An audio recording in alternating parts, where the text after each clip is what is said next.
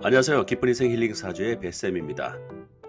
지난 영상에서는 우리가족 셀프 장명법 제6강 파동성명학 2로서 육신부법과 12천장 부법에 대해 알아보았습니다. 이번 영상에서는 우리가족 셀프 장명법 제7강 파동성명학 3으로서 12포태운성 부법과 12신살 부법에 대해 알아보겠습니다.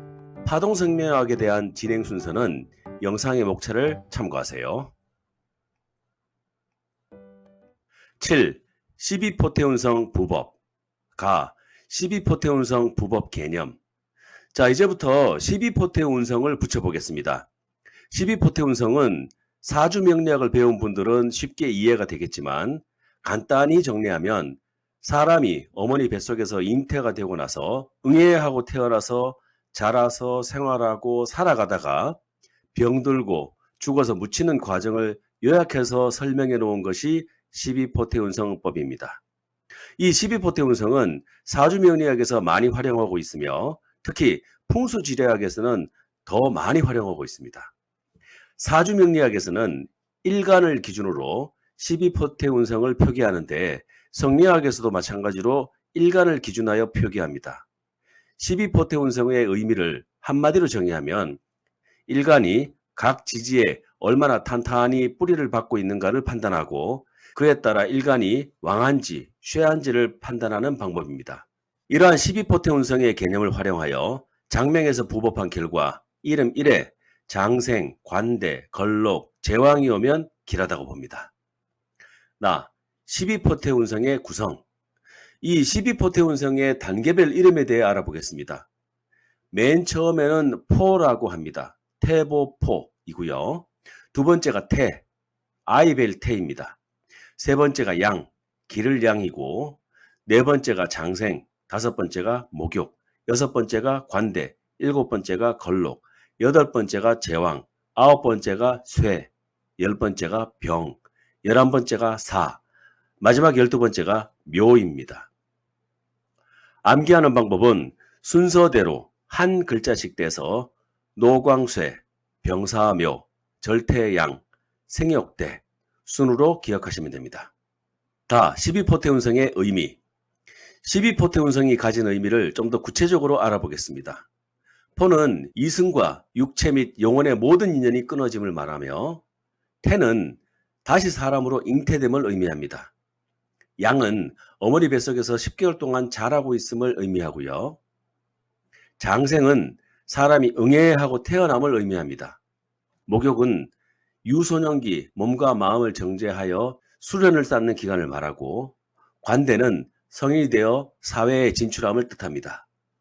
걸록은 인생의 전성기요 관직에 진출하여 활동함을 뜻하고 제왕은 인생의 절정기요 관직에서 최고 정점에 있고 이제 천천히 하강 국면으로 내려오는 것을 준비해야 함을 뜻합니다. 쇠는 시들어가는 시기이고 병은 병든 시기, 사는 죽는 시기, 묘는 무덤묘인데 장사할 장과 의미는 같은데 죽어 땅에 묻힐 때를 의미합니다. 12운성의 조견표. 12운성은 일간을 기준으로 합니다. 일간이 갑, 을, 병정, 무기, 경신, 임계라고 할 때 12지지에 12포태운성의 각 항목이 부법되는 순서를 외우는 방법이 두 가지가 있습니다. 첫 번째 방법은 각 일간의 절이라는 항목에 12지지가 순서대로 신유, 해자, 해자, 임묘, 사오가 온다고 외우시면 됩니다. 이 포라는 것은 다른 용어로 절, 끊어질 절자와 같습니다. 맨 마지막 단계에 묘라는 것은 장하고 똑같습니다. 절이라는 것은 끊어지는 거니까 간목은 밑에 신금이 들어오면 금국목이 되어가지고 나무가 끊어지게 되죠. 그 다음에 개수도 마찬가지입니다. 개수도 지지에 화가 들어오면 서로 상극관계가 되어서 개수가 손상되어 버립니다. 그래서 포라는 것은 천간이 갑, 을, 병정, 무기, 경신, 임계라고 있을 때 서로 상극관계가 되는 지지가 오므로 인해서 뿌리가 끊어지는 상태. 그래서 그거를 포라고 하고 다른 말로는 절지라고도 표현합니다. 자, 그러면 양일간의 경우 즉 갑, 병, 무, 경, 임은 양일간이죠. 이 양일간인 경우에는 이후 12지지의 자리는 순행시켜야 합니다. 그러니까 간목일간의 경우 포가 신금인 경우 그 다음부터는 유, 술, 해, 자, 축, 임, 묘, 진사, 오미 이렇게 오는 것이고요. 음일간의 경우 즉 을, 정, 기, 신, 개는 음일간이죠. 이 음일간인 경우에는 이후 12지지의 자리는 역행을 시켜야 합니다. 그러니까 을목일간의 경우 포가 유금인 경우 그 다음부터는 신, 미, 오, 사, 진, 묘, 인, 축자, 해, 술 이렇게 오는 것입니다. 병화도 마찬가지예요. 병화도 양일간이니까 포에 해수가 들어오니 그 다음부터는 자축, 인묘, 진사, 오미, 신유술 이렇게 들어가고요. 정화는 음일간이니까 포가 자수이니 역행을 해서 해, 술, 유, 신, 미, 오, 사 등으로 역행을 시킵니다. 이 12포태 운성을 외울 적에는 양일간은 순행으로 붙여나가고 음일간은 역행으로 붙여나간다는 것을 꼭 기억해야 합니다.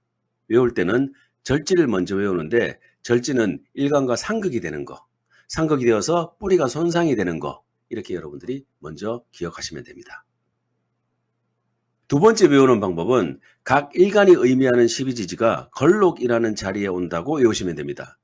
각 일간의 걸록 항목에 간목은 임목, 을목은 묘목, 병화는 사화, 정화는 오화, 무토는 사화, 기토는 오화, 경금은 신금, 신금은 유금, 임수는 해수, 계수는 자수가 오도록 외우면 됩니다. 저는 이 방법이 더 쉬워서 이 방법으로 외우고 있습니다. 그 외에 12운성을 붙이는 방법은 첫 번째 암기 방법과 동일합니다. 자, 그러니까 간목일간의 경우 걸록이 임목이니까 순행으로 이후 단계는 묘, 진사, 오미, 신유, 술, 해, 자축 순으로 붙이면 됩니다. 을목일간의 경우 걸록이 묘목이니까 역행으로 이후 단계는 인, 축, 자, 해, 술, 유, 신, 미, 오, 사, 진 순으로 붙이면 됩니다. 나중에 이제 사주를 배우실 때는 손에다가 수장도를 그려가지고 외우면 더 편하겠지만 우리가 이제 이 파동생명학에서는 양일간은 순행시키고 음일간은 역행을 시켜서 각 지지를 붙여나간다는 것까지만 여러분들이 이제 알아두시면 됩니다. 그리고 가장 중요한 것은 12포태 운성은 일간을 기준으로 한다는 것입니다. 12포태 운성의 부법 사례. 자, 정리하면 일간을 기준으로 해서 성에 해당되는 주음, 종음, 이름 1에 해당되는 주음, 종음, 이름 2에 해당되는 주음, 종음에 해당되는 12지지에 12포태 운성을 붙여나가는 겁니다. 지금 홍길동의 사주를 모르니까 일간을 경금이라고 가정하고 경금의 걸록은 신금이고 순행으로 유금은 제왕, 술토는 쇠, 해수는 병, 자수는 사, 축토는 묘, 임목은 절, 묘목은 태, 진토는 양, 사화는 장생, 오화는 목욕, 미토는 관대입니다. 성에 해당되는 주음이 축토이니 묘, 종음도 축토이니까 묘, 이름 1에 해당되는 주음이 묘목이니 태, 종음이 사화이니 장생, 이름 2에 해당되는 주음이 사화이니 장생, 종음이 미토이니 관대입니다. 이렇게 12포태 운성을 붙여나가면 됩니다. 이름 1에 장생, 관대, 걸록, 제왕이 오면 길하다고 본다고 했는데 이 경우 이름 1에 장생이 있으니 12포태 운성은 길하다고 봅니다. 8. 12신살 부법. 가. 12신살의 개념. 사주학에서는 연지를 기준으로 12신살을 표기하는데 일지를 기준으로 하기도 합니다. 성명학에서도 마찬가지로 연지를 기준하여 표기합니다.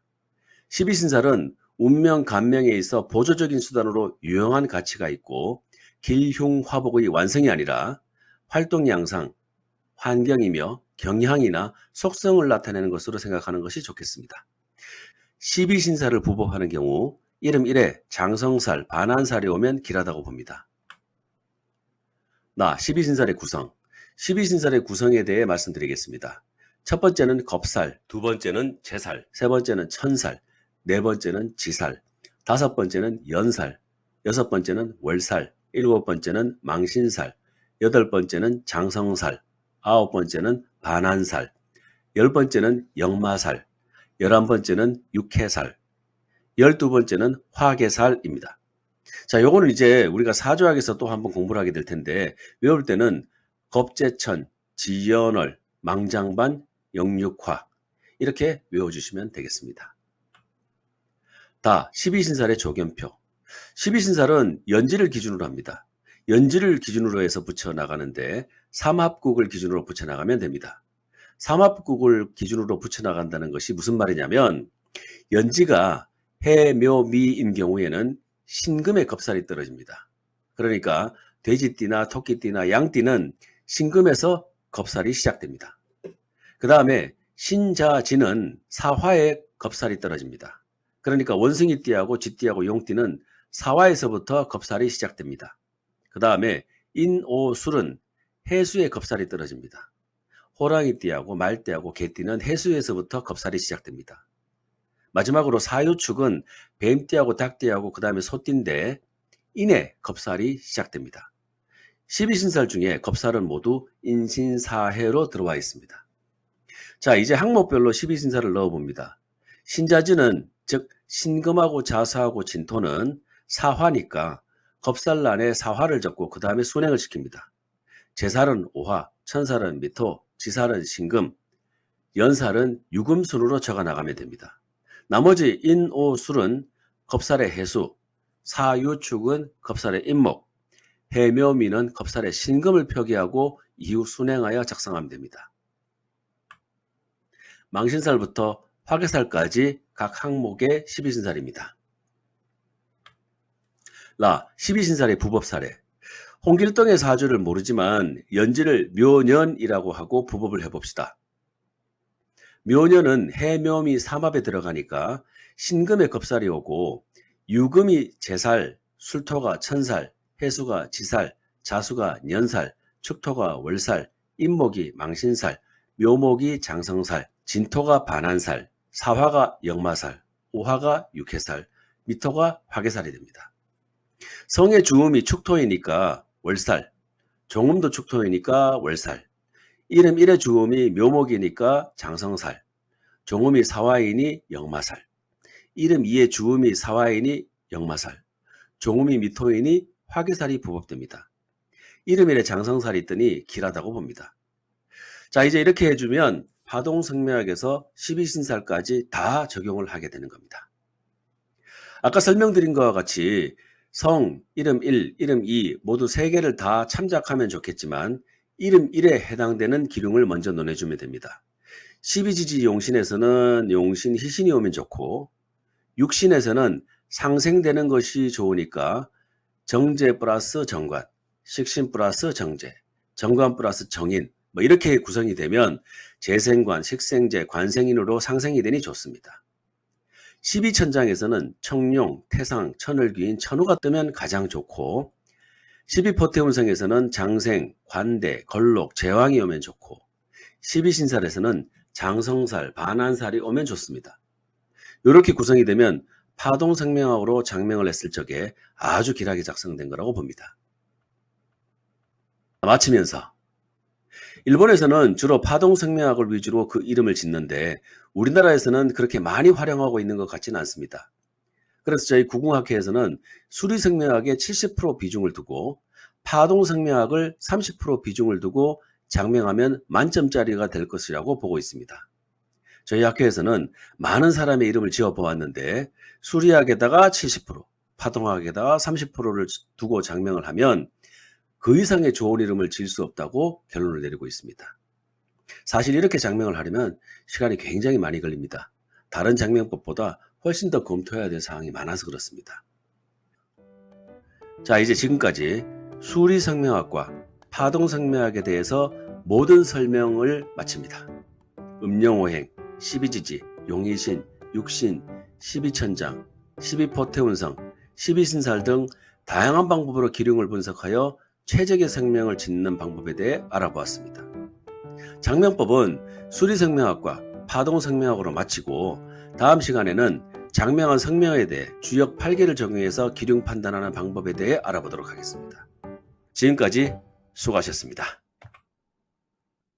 오늘의 영상이 도움이 되셨다면 구독과 좋아요 그리고 댓글 한 줄 부탁드립니다.